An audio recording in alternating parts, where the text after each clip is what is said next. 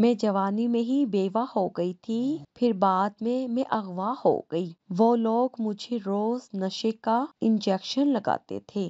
ایک دن میں وہاں سے بھاگ کر نکل آئی۔ گھر آئی تو خاندان والوں نے مجھے بد کردار کہہ کر گھر سے نکال دیا۔ جب میں سڑک پر جا رہی تھی تو مجھے ایک گاڑی والے نے روکا اور اپنے ساتھ بٹھا لیا۔ جب میں نے اس کی شکل دیکھی تو میرے پیروں تلے سے زمین نکل گئی، کیونکہ یہ تو وہی شخص تھا جس نے مجھے اغوا۔ میرا نام فائزہ ہے، میں اپنے والدین کی اکلوتی اولاد ہوں۔ مجھے پڑھنے لکھنے کا کوئی خاص شوق نہیں تھا، اس لیے میٹرک کے بعد تعلیم کو خیر آباد کہہ دیا۔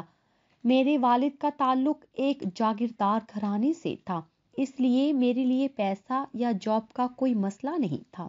میرے والد کے 3 بھائی اور 1 بہن ہے۔ شروع سے ہی ہمارے خاندان میں جائیداد کی خاطر جھگڑے رہے۔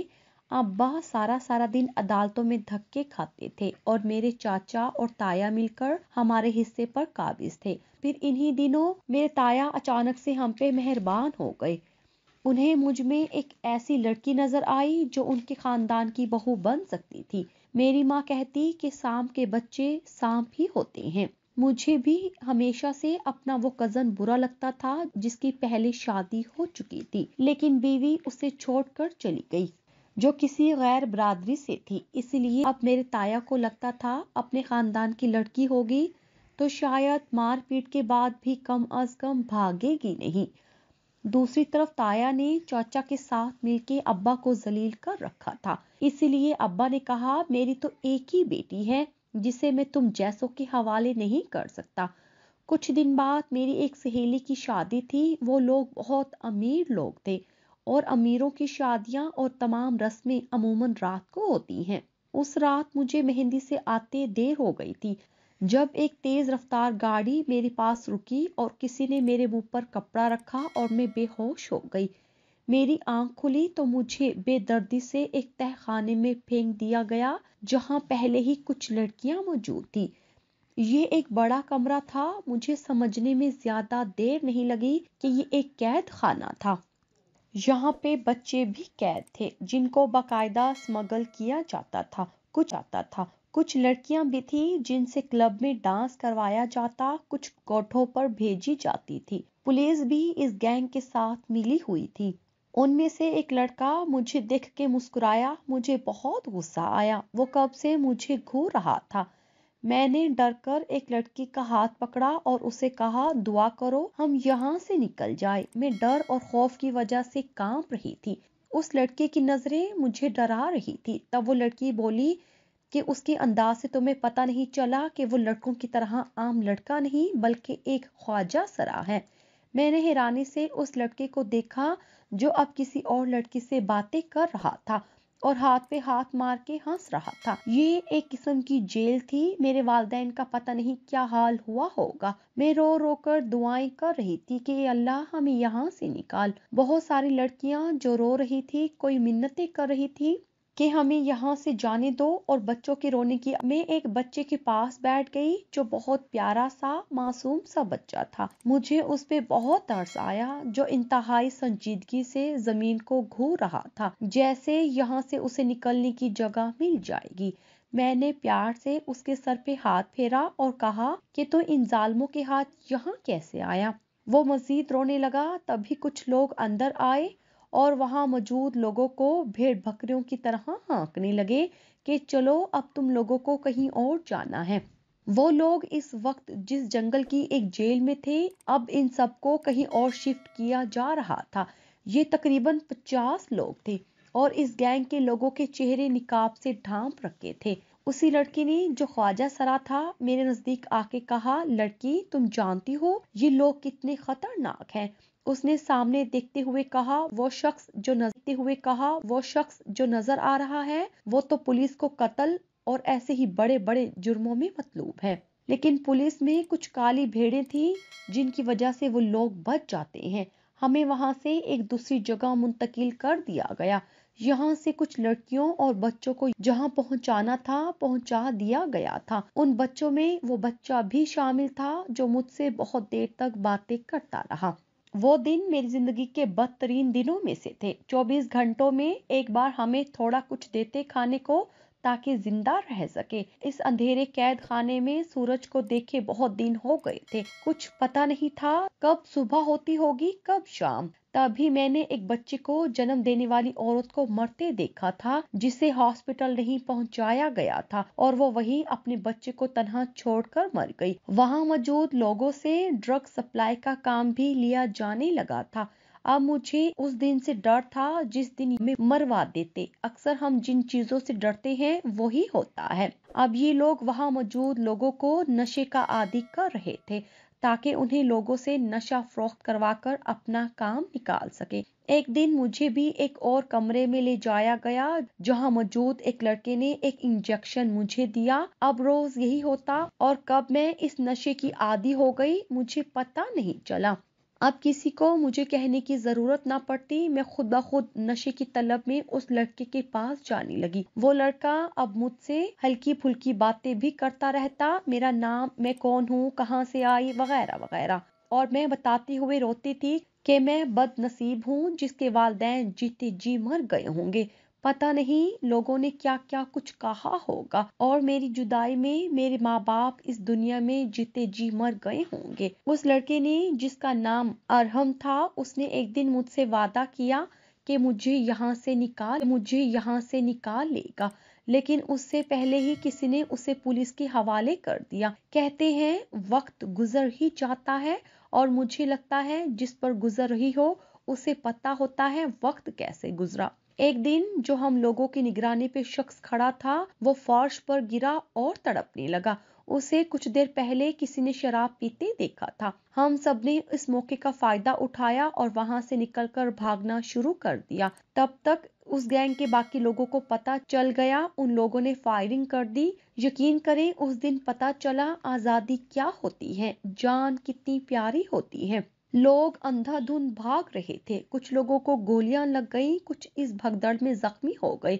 میں اتنی زور سے زمین پہ گری تھی کہ میرا بازو ٹوٹ گیا تھا، لیکن اس وقت اس تکلیف سے زیادہ یہی سوچ تھی یہاں سے بھاگنا ہے، نکلنا ہے، نہیں تو ساری زندگی یہی زندگی ہوگی۔ یہ ایک سنسان راستہ، ایک گھنا جنگل تھا۔ میں اس جنگل میں گھس گئی اور بڑی مشکل سے جان بچاتی وہاں سے نکلی۔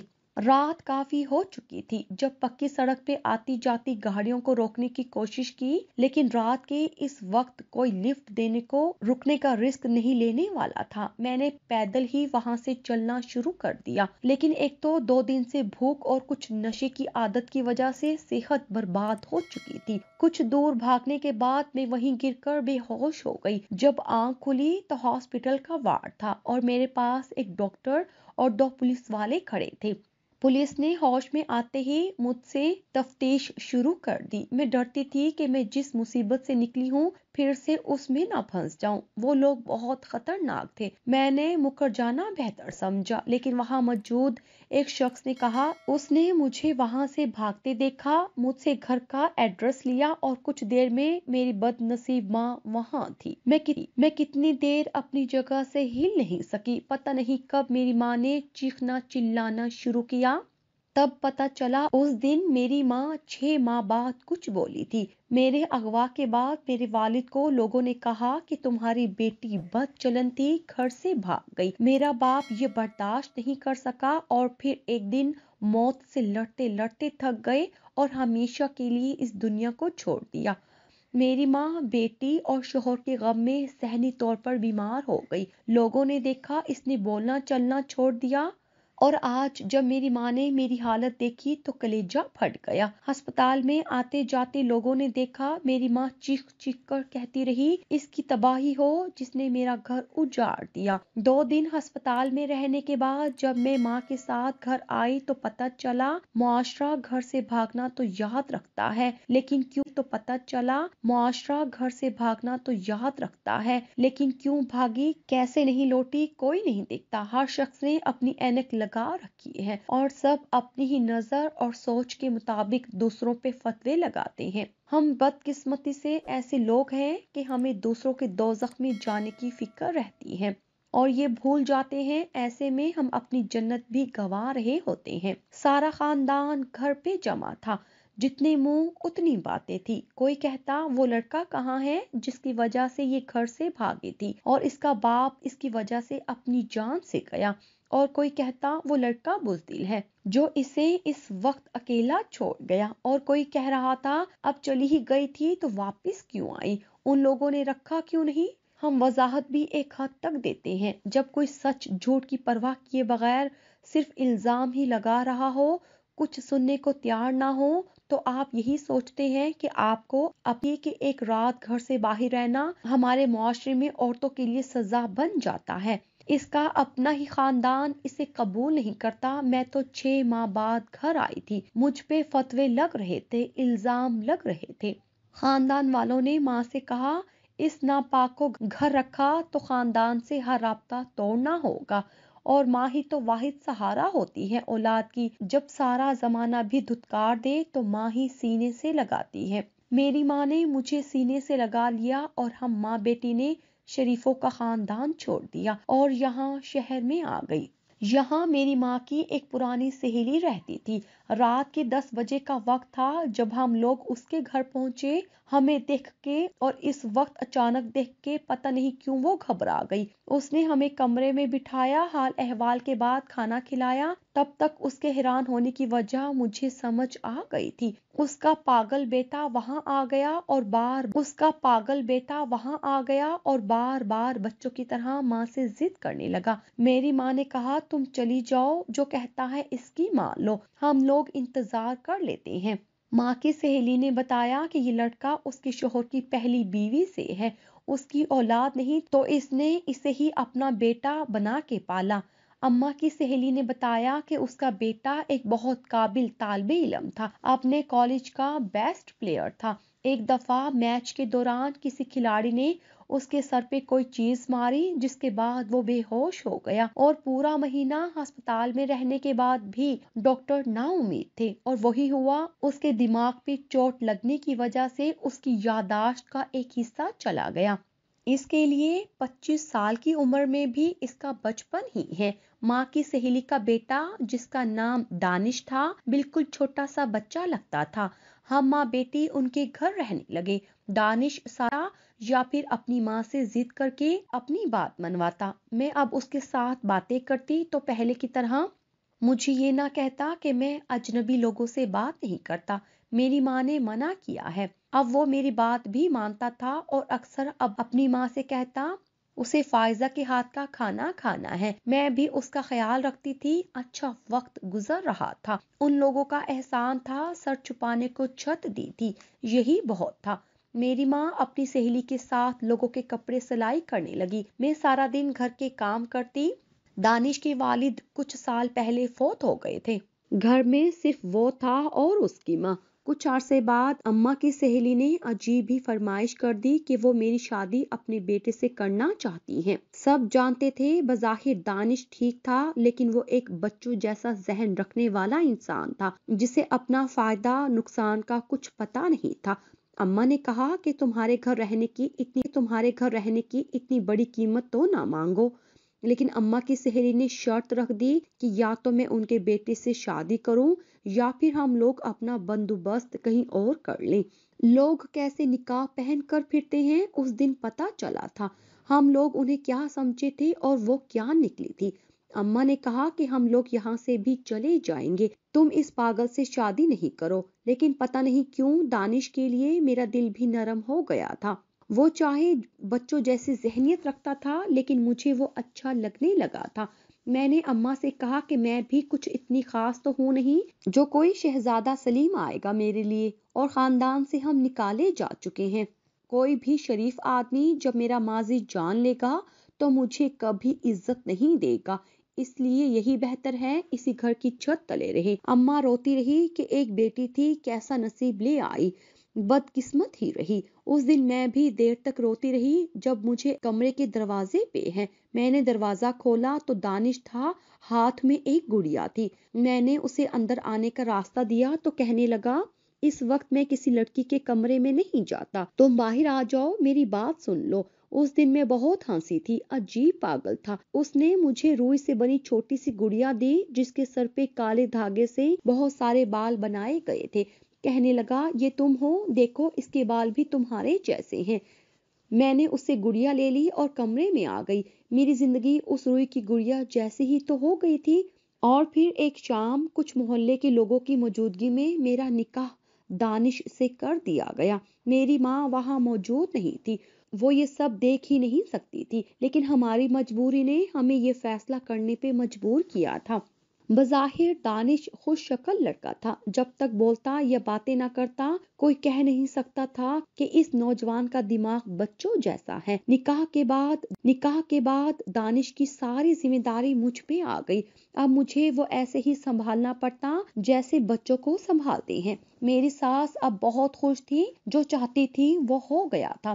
ایک دن ایک فقیرنی آئی، اس نے کہا مجھے کھانا کھلا، میں تجھے دعا دوں گی، ہر مراد پوری ہوگی تیری۔ میری مراد بھلا اس کے سوا کیا ہوتی کہ میرا شوہر ٹھیک ہو جائے۔ اس فقیرنی نے کھانا کھایا اور جاتے ہوئے مجھے دعا دے گئی، تیرا شوہر تجھے زندگی بھر محبت دے۔ میں اس کی دعا پہ حیران تھی۔ میرے شوہر کو تو پتہ ہی نہیں تھا کہ بیوی کیا ہوتی ہے اور محبت کیا۔ کہتے ہیں دعائیں تقدیریں بدل دیتی ہیں، میں نے بھی بدلتی دیکھی۔ دانش دن بدن بہتر ہو رہا تھا، اب اس کا علاج بھی دوبارہ شروع کروا دیا گیا تھا۔ اس بار ڈاکٹر بھی پر امید تھے۔ میرا سارا دن دانش کی دیکھ بھال اور رات اللہ سے رو رو کر دعاؤں میں گزر۔ پھر اللہ نے میری سن لی اور دانش پہلے سے بہت بہتر ہو گیا تھا۔ لیکن تب پتہ نہیں میری ساس کو کیا لگا کہ دانش اگر ٹھیک ہو گیا تو کہیں سب کچھ میرے نام نہ کر دے۔ وہ اب دانش کو میرے پاس بیٹھنے تک نہ دیتی۔ انہی دنوں میری والدہ کی طبیعت اتنی بگڑ گئی کہ مجھے اپنی بدقسمتی کا یقین ہونے لگا۔ میری ساس نے ہر مدد سے انکار کر دیا۔ میں سارا مہینہ سرکاری ہسپتال میں ماں کا علاج کرواتی رہی۔ وہاں سے بھی آدھی دوائی ملتی اور آدھی کہتے باہر میڈیکل سٹور سے لے لو۔ میں وہ بدقسمت بیٹی تھی جو اپنے والدین کے کسی کام نہ آ سکی، بلکہ ان کی تباہی کا سبب بن گئی۔ میرا باپ میرے غم میں چل بسا اور ماں موت کے منہ میں تھی۔ سردیوں کی راتوں میں اور میری ماں سرکاری ہسپتال میں ڈاکٹروں کی انسانیاں دیکھتے رہے۔ اور پھر ایک دن جب میری آنکھ کھلی، اس لکڑی کے بینچ پہ لیٹ لیٹ کے میرا جسم اکڑ چکا تھا۔ جب ماں کو آواز دی تو پیروں تلے سے زمین نکل گئی۔ میری ماں مجھے سوتا چھوڑ کے نہ جانے کب کی اس دنیا سے جا چکی تھی۔ پتہ نہیں جس نے مدد کی، کون گھر چھوڑ گیا، کچھ پتہ نہیں۔ محلے کے کسی شخص نے کفن دفن کا انتظام کروایا۔ میں دنیا میں تنہا رہ گئی تھی۔ ایک ایک کر کے میرے رشتے مجھے چھوڑ گئے تھے۔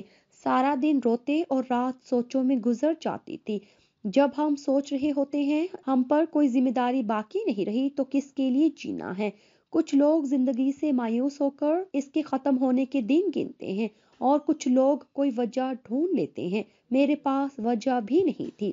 مجھے لگتا تھا میں پاگل ہو جاؤں گی۔ میری ساس دانش سے کہہ کے مجھے باتیں سنواتی، وہ پہلے سے بہت بہتر تھا، لیکن اپنی ماں کے ہاتھوں کھلونا بن چکا تھا۔ جیسا کہتی وہی اس کے لیے حرف آخر ہوتا۔ ہم میاں بیوی عجیب رشتے میں جڑے تھے، ساتھ تھے لیکن ساتھ رہتے ساتھ نہیں تھے۔ ایک بیوی کو جو تحفظ کا احساس ہوتا ہے، جو مان اور بھروسہ ہوتا ہے، میرے پاس ایسا کچھ نہیں تھا۔ لیکن ایک بار پھر سے قسمت نے مجھے ہی چنا آزمانے کے لیے۔ میں ماں بننے والی تھی اور یہ خبر یقیناً کسی ایسی لڑکی کے لیے خوشی کی ہوتی ہوگی جس کا دنیا میں کوئی خون کا رشتہ باقی نہ بچا ہو۔ اسے ایسی خبر پہ خوش ہونا چاہیے کہ اولاد کے آنے کے بعد ایک مضبوط رشتہ ہوگا جو صرف اس کا ہوگا۔ لیکن میں خوش کیسے ہوتی؟ میرا مقام ایک بیوی کی حیثیت میں کیا تھا؟ اس خاندان میں کیا تھا؟ زمانہ مجھے کیا سمجھتا تھا؟ ان باتوں کے بعد میں نہیں چاہتی تھی کہ کوئی اور فائزہ اس دنیا میں آئے۔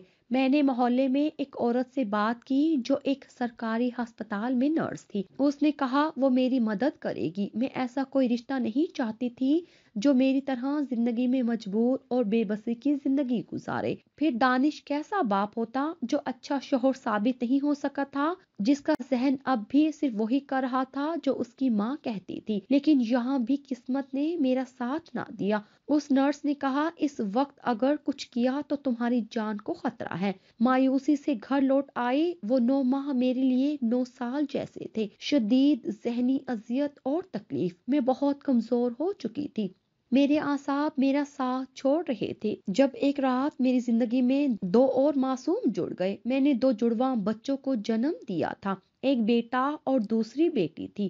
بچوں کو دیکھ کے مجھے عجیب سی خوشی تھی۔ میں جو سوچتی تھی مجھے اولاد سے محبت نہیں ہوگی، مجھے ضرورت نہیں کسی رشتے کی، ایک لمحے میں سب کچھ بدل گیا۔ ان معصوم فرشتوں کو دیکھتے ہی ممتا کے احساس نے مجھ سے سارے گلے چھین کر شرمندگی میں مبتلا کر دیا کہ تم تو انہیں مارنے والی تھی۔ میں روز اللہ سے معافی مانگتی اور اپنے بچوں کی زندگی کی دعائیں کرتی۔ دانش اور میری ساس کا رویہ بھی اب کچھ بہتر تھا۔ مجھے نہ بھی پوچھتے لیکن بچوں سے انہیں لگاؤ تھا، اور میری جیسی بدقسمت کے لیے یہی کافی تھا۔ بچوں کے چھوٹے چھوٹے کام کرتے وقت اچھا گزرنے لگا، اور وہ دن میری زندگی کا خوبصورت دن تھا جب میرے بچوں نے پہلی دفعہ مجھے ماما کہہ کے پکارا تھا۔ یہ بات وہ لوگ سمجھیں گے جن کا کوئی نہیں ہوتا، لیکن پھر ایک ایسا رشتہ بن جاتا ہے جسے دنیا کی کوئی طاقت جدا نہیں کر سکتی۔ ایک دن میری ساس اور دانش گاؤں کسی فوتگی پہ گئے ہوئے تھے۔ واپسی پہ تیز رفتار آتے ٹرک سے اس بس کا ایکسیڈنٹ ہو گیا، اور یہ وہ دن تھا میں جو بھولتی جا رہی تھی۔ میں بدقسمت ہوں، مجھے قدرت نے یاد دلا دیا کہ تم اب بھی بدقسمت ہی رہو گی۔ میں اپنے بچوں کے ساتھ بالکل تنہا ہو گئی ایک بار پھر سے۔ میری ساس اور دانش کیسا بھی تھا، لیکن یہ تو تھا ہم اکیلے نہیں اس گھر میں۔ اب رات نیند نہ آتی، میری طبیعت خراب رہنے لگی، اس کے ساتھ ہی آنے والے دنوں کی فکر، بچوں کے پیٹ کی فکر۔ اب بچے دودھ کے لیے روتے رہتے، دودھ والے نے دودھ دینا بند کر دیا، زندگی فاقوں تک آ گئی۔ ماں خود تو بھوکی رہ سکتی ہے لیکن اپنے بچوں کو بھوکا نہیں رکھ سکتی۔ میں نے محلے میں گھروں میں پتہ کیا اور کسی نہ کسی کا کوئی کام ہوتا تو کر دیتی، جس سے جو ملتا اپنے بچوں کا پیٹ بھرنے لگی۔ لیکن یہاں بھی وہی مردوں کا معاشرہ جس میں عورت اگر اکیلی ہے تو مفت کا مال سمجھ لیا جاتا ہے۔ مجھے اب لوگوں کی نظریں اور نیتیں پریشان کرنے لگی۔ ایک رات بہت سوچا تو یاد آیا گھر دانش کے نام ہی تھا۔ اسی وقت اٹھی اور کاغذات ڈھونڈے۔ اگلے دن ہی محلے کی ایک عورت جو استانی تھی اسے کہہ کے بینک ساتھ لے گئی۔ گھر بینک میں گروی رکھوا کر گاڑی نکلوانے کا سوچا، لیکن ایک وسیلہ بن گیا۔ ایک شخص کو ڈرائیور کی ضرورت تھی، میں نے مردانہ حلیہ بنا لیا اور یہ جاب شروع کر دی۔ کچھ میں نے خود کو مضبوط بنا لیا اپنے بچوں کی خاطر۔ میں نے گاڑی چلانا انہی دنوں سیکھی تھی جب اس گینگ میں 6 ماہ قید رہی تھی۔ وہ لوگ ہمیں ٹریننگ دیتے تھے تاکہ وقت آنے پہ بھاگنا ہو تو گاڑی چلانی آتی ہو۔ اس طرح برے وقتوں کا ایک اچھا تجربہ میرے کام آ گیا۔ اب میں گاڑی چلاتی، کوئی نہ کوئی سواری مل جاتی، اسے اس کی منزل تک پہنچا کے جو ملتا اس سے اچھی گزر بسر ہونے لگی۔ بچوں کو اسکول میں داخل کروا دیا، زندگی کچھ ٹریک پہ آ گئی۔ میرے صاحب کو گاڑی کی ضرورت تھی، اسے چھوڑنے کے بعد میں باقی سواریاں بھی بٹھا سکتی تھی۔ وہ ایک خوبصورت اور نرم دل انسان تھا اور اب روز ہی میرے ساتھ سفر کرتا، اور میں بچوں کی چھٹی کے وقت تک گھر بھی پہنچ جاتی تھی۔ وہ شخص اب مجھ سے کچھ باتیں بھی کرنے لگا تھا۔ جب کوئی آپ کو سننے والا ہو تو آپ اپنے غم بھی شیئر کرنے لگتے ہیں۔ اب اس سفر میں ہم لوگوں کی اچھی بات چیت ہونے لگی، سفر بھی اچھا گزر جاتا اور مجھے بھی پہچانا سا شخص مل گیا تھا۔ ایک دن میں نے اسے پوچھا کہ اس نے شادی کیوں نہیں کی، تو اس نے کہا ایک لڑکی دیکھی تھی، اس سے محبت ہو گئی تھی۔ مجھے اس کے بعد زندگی نے ایسے موڑ دکھائے کہ وقت نہ ملا کہ اسے ڈھونڈ سکتا۔ اپنے جھمیلوں میں وہ لڑکی کہیں کھو گئی، وہ قسمت کی ماری تھی، پتہ نہیں کس حال میں ہوگی۔ اس نے کہا وہ اگلے دن اس کی تصویر مجھے ضرور دکھائے گا۔ مجھے بس اگلے دن کا انتظار تھا۔ مجھے اس لڑکی کی قسمت پہ رشک آ رہا تھا جس سے کوئی 7 سال سے محبت کرتا تھا اور اس کی خاطر شادی بھی نہیں کی تھی، اور ایسی محبت کہ اس لڑکی کا کچھ اتا پتا بھی نہیں تھا اور اس لڑکی کو معلوم بھی نہیں تھا۔ کیسی محبت تھی، ہر غرض سے پاک۔ اگلے دن بچوں کو اسکول چھوڑ کے میں جب اسے لینے گئی تو وہ اسی جگہ کھڑا تھا۔ مجھے دیکھتے گاڑی کی طرف بڑھا۔ کچھ دور جا کر میں نے ہی اسے کہا مجھے دکھاؤ کون لڑکی ہے وہ۔ اس نے جیب سے تصویر نکالی، مجھے دکھائی۔ میرے پیروں تلے سے زمین نکل گئی کہ وہ شخص میری ہی تصویر مجھے دکھا رہا تھا۔ یہ تصویر تب کی تھی جب میں اغوا ہو گئی تھی۔ پتہ نہیں کیسے اس نے وہ تصویر لی تھی۔ گاڑی اچانک بریک لگنے سے رکی تھی۔ اس نے کہا دھیان سے چلاؤ، لیکن میں اسے کیا بتاتی کہ میں کس دھیان میں ہوں، جو اب بتا رہا تھا کہ 7 سال پہلے وہ ایک گینگ کا حصہ تھا۔ اس کا پچھلا ریکارڈ ایک مجرم کا تھا، لیکن پھر ایک دن اس نے ایک چہرہ دیکھا جسے دیکھ کے اس نے خود سے وعدہ کیا وہ اس دلدل سے نکلے گا اور اس معصوم لڑکی کو بھی نکالے گا۔ میں وہاں موجود لوگوں کو نشے کا عادی بنا دیتا تھا، لیکن اس لڑکی کے ساتھ میں یہ ظلم نہیں کر سکا۔ میں محسوس یہی کرواتا تھا اسے نشہ دے دیا ہے، لیکن 1-2 بار کے بعد میں یہ ظلم نہیں کر سکا۔ میرے ہاتھ کانپنے لگتے تھے، مجھے پتہ چل گیا تھا مجھے اس سے محبت ہو گئی ہے۔ میں نے خود کو پولیس کے حوالے کر دیا اور اس گینگ کی معلومات پولیس آفیسر کو دے کر وعدہ معاف گواہ بن گیا۔ لیکن جب پولیس نے چھاپا مارا تو وہاں سے وہ لوگ فرار ہو چکے تھے۔ ایک گینگ کا آدمی زہریلی شراب پینے کی وجہ سے مر چکا تھا۔ تب مجھے احساس ہوا میں اس لڑکی کو بھی کھو چکا تھا۔ پھر مجھے یاد آیا کہ ایک بار اس نے اپنے والد اور گھر کا ایڈریس بھی بتایا تھا۔ میں پوچھتا پوچھتا وہاں پہنچا تو پتہ چلا کہ اس لڑکی کے والد اس کی جدائی میں مر گئے اور والدہ اور اس لڑکی کو خاندان والوں نے نکال دیا۔ تب مجھے پتا چلا کہ جس کے کہنے پہ ہم لوگوں نے اس لڑکی کو اغوا کیا تھا وہ اس لڑکی کا کزن تھا جو اس سے شادی کرنا چاہتا تھا۔ میں مایوس ہو کے واپس لوٹ آیا۔ میں نے ماسٹرز کیا تھا، لیکن نوکری نہ ملنے کی وجہ سے کچھ بری صحبت مجھے برے راستوں تک لے گئی۔ میں اب زندگی کو بہتر بنانا چاہتا تھا، پھر قسمت نے ساتھ دیا اور مجھے اسی بینک میں جاب مل گئی۔ 2 بہنیں تھیں، ان کی شادی کر دی۔ ماں تو بہت عرصہ ہوا ہمیں چھوڑ کر دوسری شادی کر چکی تھی۔ ہمارے باپ نے ساری عمر ہمیں ہماری ماں کے طعنے دیے تھے کہ تم لوگ اس ماں کی اولاد ہو جو اپنے ہی بچوں کو چھوڑ گئی کسی اور کے لیے۔ میں سب کچھ حیرانی سے سن رہی تھی۔ قسمت کس موڑ پہ لے آئی تھی؟ میں نے کہا ارحم، مجھے نہیں پتا تھا، میری تکلیفیں مجھے تم تک پہنچانے کے لیے ہی آتی رہی ہیں۔ میں اس لیے بدقسمت رہی کہ تم سے قسمت ملوا دے۔ اس نے حیرانی سے میرے منہ سے اپنا نام سنا تو حیران رہ گیا اور بولا کہ تم فائزہ ہو؟ اسے یقین نہیں آ رہا تھا۔ میں نے اسے سب کچھ بتا دیا۔ اس دن میں اکیلی نہیں روئی تھی، میرے ساتھ رونے والا کوئی اور بھی تھا۔